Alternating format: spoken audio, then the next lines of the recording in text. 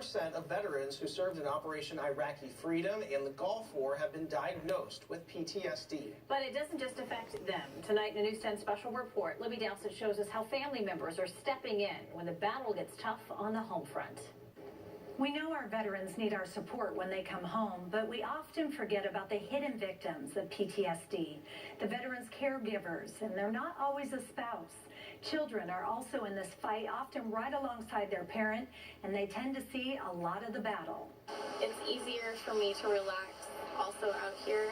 Briannakay Bradshaw is a natural-born caretaker, not just for the goats and chickens, but also her veteran mother, retired Army Master Sergeant Debra Bradshaw. My purpose was going to be bigger than what I wanted to do, but what I needed to do, and that was to take care of my mom. Bradshaw served 4 tours in Desert Storm and Operation Iraqi Freedom, and took a lot of hits along the way, including a brain injury from a rocket attack in the Green Zone. If somebody would say good morning to me, it would be good morning. But oh, if they said, how are you? I would start to cry, and I didn't know why. We'll rescue a couple goats. By the time she arrived back on her farm near Merlin, she was having memory trouble, speech problems, and rages from PTSD. Briannakay was right there. If they're not being understood, well, they're going to try to be heard. If they're not being heard, now they're going to get upset. Thank you. Yes, you're welcome. I love you.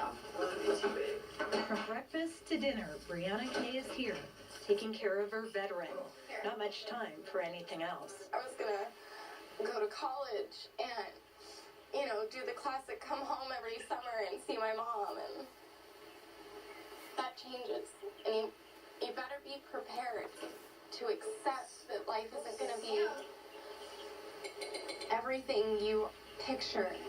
Briannakay is not alone. She and Debra receive support from nurses and staff with the VA Caregivers Program. I feel like trying to encourage them to not do everything for their veteran, to take time for themselves, to try to allow a veteran to be independent. Nurse Michelle Simmons says she's overwhelmed with the love she sees during these military family visits and learns something about courage every time.